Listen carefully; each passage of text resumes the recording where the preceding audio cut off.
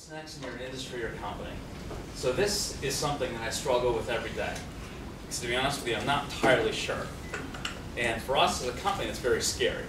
It's one of the largest companies in the world, and the one thing we do know is we're going through a paradigm shift beyond anything that's ever happened in American business before. So if I look at the mobile-to-mobile space, there's roughly about 100 million connections last year.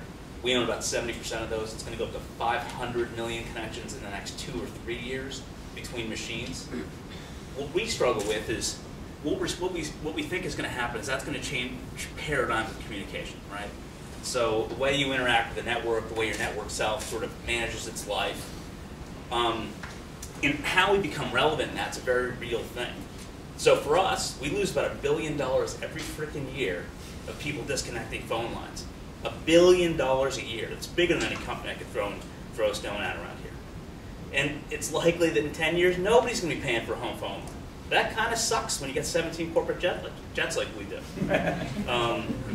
Outside of that, I mean, I look at these things, we make a hell of a lot of money off of these. I've got 47 apps on mine. One's a phone. It's the least used app I've got. So our business is going to go through a more dramatic level of change, Verizon's in the next 10 years, than it's ever gone through in the last 100. So what we do with that's really, really challenging. And I was actually having lunch with the CEO of our wireless business, which in and of itself would be in the Fortune 50. Very, very large business.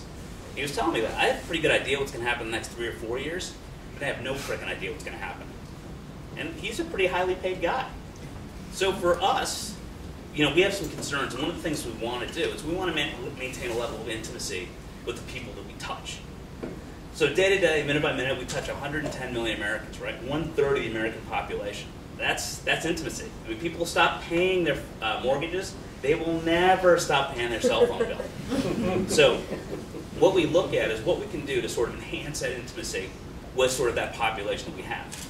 And what the fabric of their communication is going to be, or their network communication, is really important to us.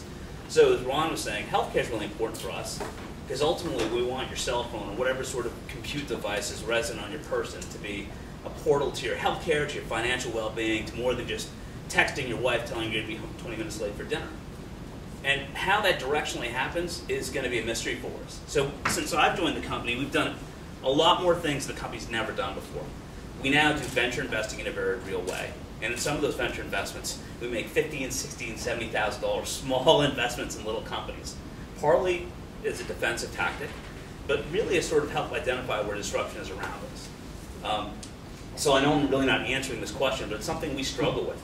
We struggle with how we're going to maintain relevancy in an industry that's dying all around us. The one thing we do have is a touch point on every American. We know that touch point is going to be more relevant to their lives. How we sort of extend that to a healthcare sort of application, how we extend that to something richer that's more core to you than just sort of texting people is really important. So I think a long-winded answer, I don't know.